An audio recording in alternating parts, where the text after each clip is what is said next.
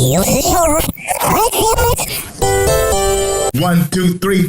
Harold and Brad, Windy City filmmakers. Harold and Brad, Windy City filmmakers. Harold and Brad. Da, da, da, da, da, da, da.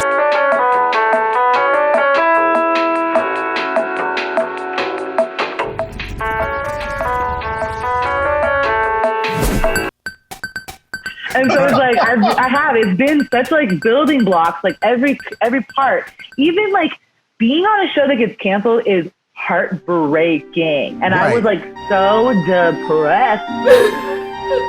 Like, I'm not even gonna lie to you. It was so hard. I moved all the way to New York and I had to move all the way back after a year.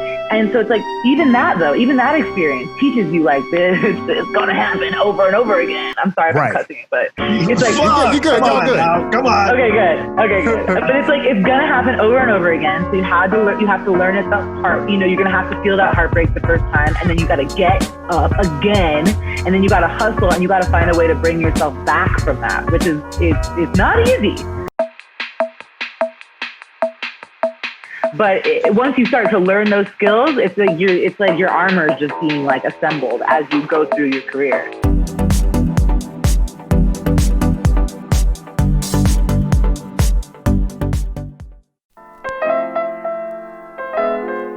I was about to ask you, because that was one of the questions I was going to ask. You know, rejection is such a part of this business. I was like, remember like a couple years ago, I was going from one show to another. I was just busy, boom, boom, boom, boom, boom. And then for like, literally on the heels of that, for like a 5-month period, I couldn't book anything. It was like, did I forget how to act or something? It was like, it was radio silence, right? So what are some techniques you may have to deal with that rejection and that crazy ebb and flow that is very much the business we're in? What are some of the things that you do?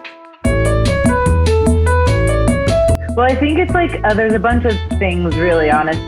Because I think it's like, the rejection is so prevalent, and the more you get rejected, the more you start like getting in your head about it. But the more you're in your head about it, the more you're going to get rejected. It's like this crazy, weird cycle. And I had that when I first got off the show. I was like not booking. I was stressed out because I felt like I had to book, because I was like, I can't go back to waiting tables. And so then you're freaking out. Right. So a lot of it is like, everybody always says it, but it is true. To like find other things that make you happy. Yeah. For me, it was really interesting too, of finding ways to be creative that had nothing to do with my health insurance or my rent. Right. Because, oh my God, when you're worried about your health insurance and your rent, and so you're like, I have to get a job, they're gonna see that you're thirsty and they're not gonna want you. It's just like a date. Right. It's like, they're gonna be like, dang, she's desperate. And it's like, you don't want a desperate actor.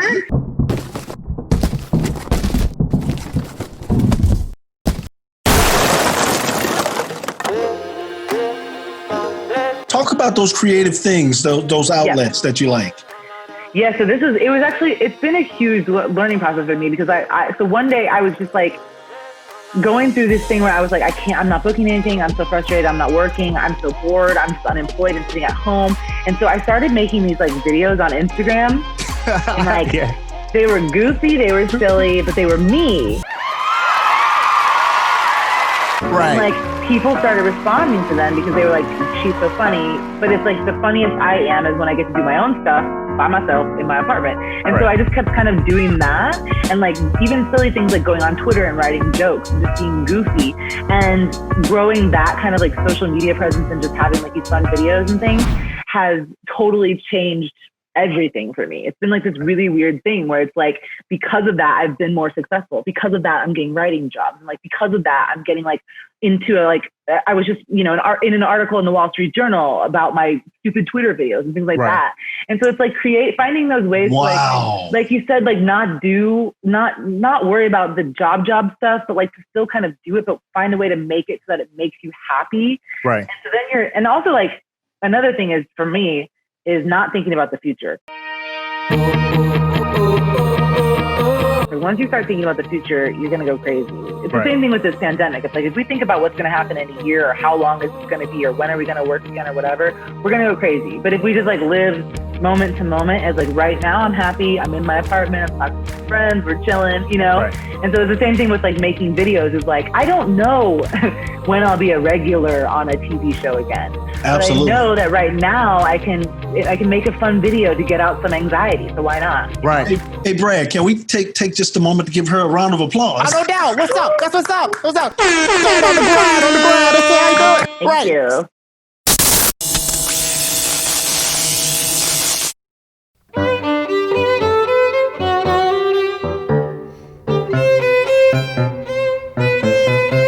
The elephant in the room, COVID-19. How have you been managing the whole like lockdown? Because LA's like has loosened things up, right, in terms of lockdown and stuff like that. Well, they loosened things up, but then it started getting bad again because they loosened things up. So now they're going back into lockdown more or less.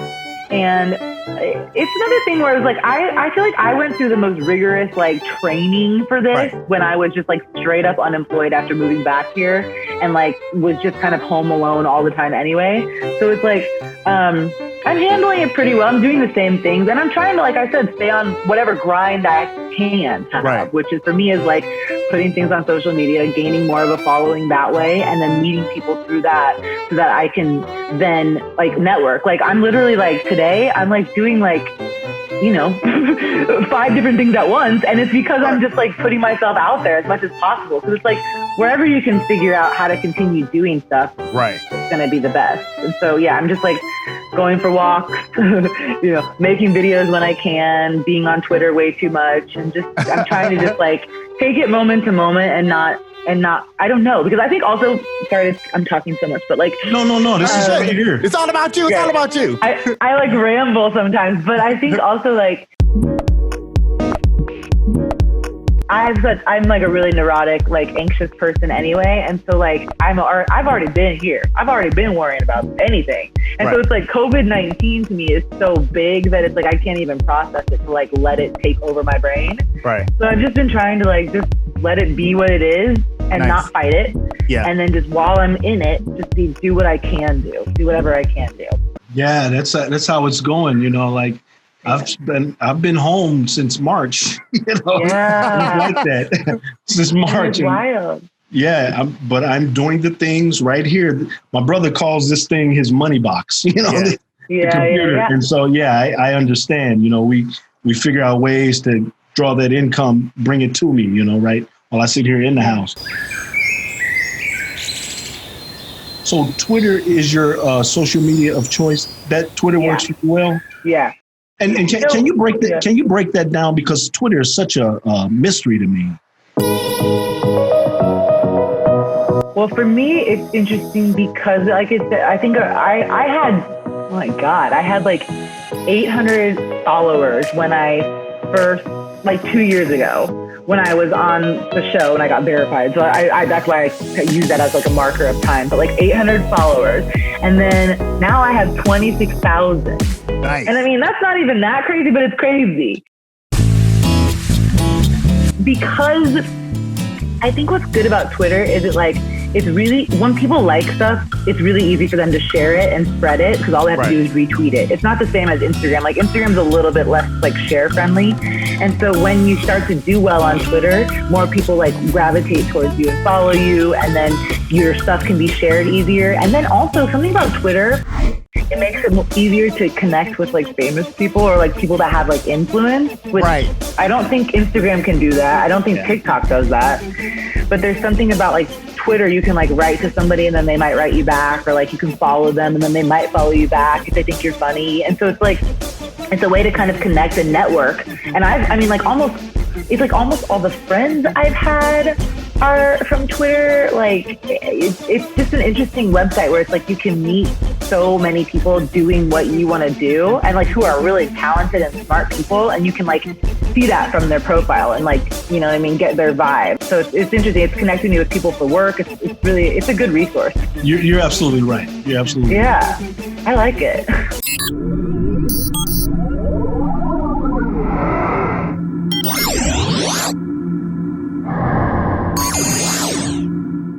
You have an agent and a manager? Do you have an agent and a manager? I do have an agent and a manager, yeah. Right. So what's the difference? Those may not know. What's the difference between the two? And is there an overlap in terms of what they do in your career? Well, in terms of people who have heard me cry about my career, it would be both my agent and manager. But no, they. It's interesting because in LA is different than Chicago, because in Chicago you can have one agent that does all the things, right? Like reps you in all fronts. But in LA, you have to get a different agent for every single thing. So I have a TV agent, a voiceover agent, commercial agent, and they're all with different agencies. Right. So I have like all these different agents. But the main one I work with, who's my favorite, is my TV agent. I mean, not my favorite. Well, he's my favorite. But he is. I'm very lucky with my agent because my agent managers are supposed to kind of guide your general career trajectory, like more in the like whole of like, what do you want to be? Like, what kind of performer are you? Or like, what kind of artist do you want to be? Right. I feel like they kind of just like shape that more generically, and then also can like help you develop projects. Like my manager's a really good, I mean, I haven't done this with her, but I know she is like a very good producer. Right. She like will find that idea that's like really good and like can help you develop it into a show. And so she's really great at that. And so she finds that kind of thing that's like, and then guides you through it. Agents are primarily, technically, appointment setters is what you would say. It's like the bare minimum. So they're the ones that get you all the auditions for the most part. And my agent is amazing. And it's also another thing about like, they have to understand like what your vibe is, who you are, what you want to do. And once you get on the same page, then you can like get those auditions that are going to be good for you. My agent's also really great because he's very like emotional like me. Because I think like managers are supposed to be like super, they're like almost like friends in a way. Right. And I'm lucky that my agent is also that, because I don't think a lot of people have like a close relationship with their agent, but I feel very close to my agent. Like I can talk to him about anything. And like, At one point when I was stressed out, I told him to stop sending me on auditions, and he said, fine. And then we took 2 weeks off, and then I came back and I started booking stuff again. Cool. Because I needed a break, Right. But yes, it's like, they do kind of like morph over each other. And I've gone before with just my agent and no manager, and it worked out fine. I think it's mostly, I think people that want to like, sell their own TV shows, managers are super helpful for that. Wow. Like getting them out there and getting them meetings and things like that. Did you have your agent before you got, well, two questions. Did you have your agent before you got to LA? And once you get an agent, was it easy to get the other agents like for voiceover and other aspects? Yeah, I was lucky because I did the CBS Diversity Showcase when I moved out here. Oh, nice. And so that was a nice way to get in front of people. And I was also lucky because I had a manager when I moved out here. Right. And that's like, you're already like miles ahead because they can help you meet people. But I met my agent actually through a casting director at the showcase. She was like, you should meet Jason. I love him. You guys would get along. And then he's been my agent ever since. Right. And so that was 2015. But yeah, so I already had the manager, but then I got my agent through the showcase, and then through my old manager introducing me to different other people. Because I would be like, I want to get this kind of agent. And then this one voiceover agent saw me at the showcase. So she was like, do you have a voiceover agent? I was like, no. So then she got me. I was lucky because I think it's very hard to get reps in LA. I don't know how people do it. That's right. It's hard. In Chicago, you can like submit your headshot and resume like a normal ass job. Right. And then if they want to rep you, they'll rep you. But in LA, it's like you can't do that. So you just have to like go to showcases. And, it's like you gotta know somebody that knows something about it, type of thing. You have to meet people. And so the showcases, getting around. Yeah. See, I'm a networker by life experience. I move around a whole lot. I mean, I'll volunteer this festival. I'll go to this screening. I'll go to this networking for years. And so it worked out for me here in Chicago. So I think that's the kind of vibe you have to have. I'm not always the best about that. I need to get better at networking. I'm getting better at networking via the internet, but I was never good. I'm not as good as doing it in person. Right. But that's like an awesome skill to have, because then it gets you to things. It's like one of those things where it's like, if you never ask, people won't help you. you know? And it's like, if you never network, people aren't going to know you, because it's just as simple as that. And so, it's good to have that skill set, because it's a challenge out here to get reps.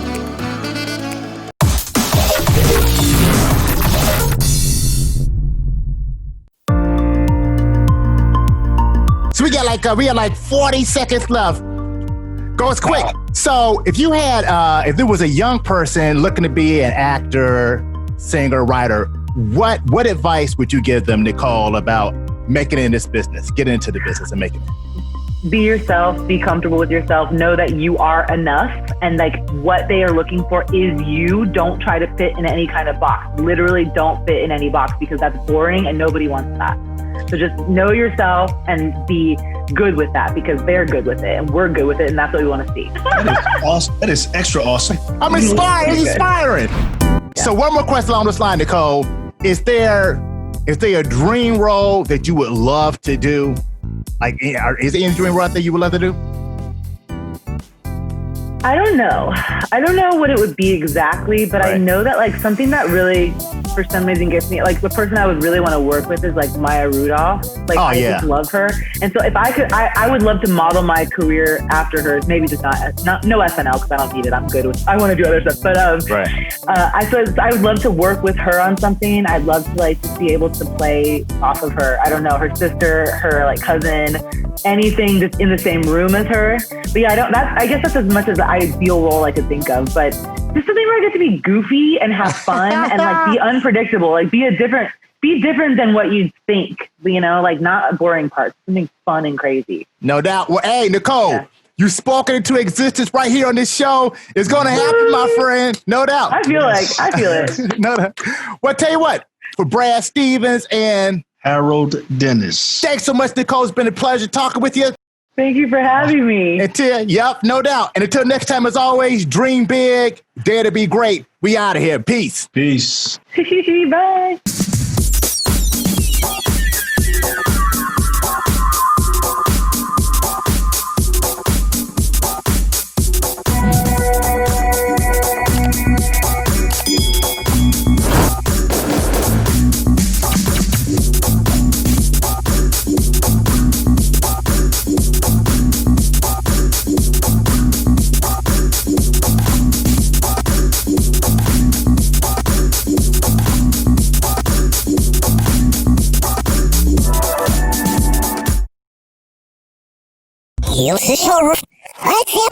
Ooh la la.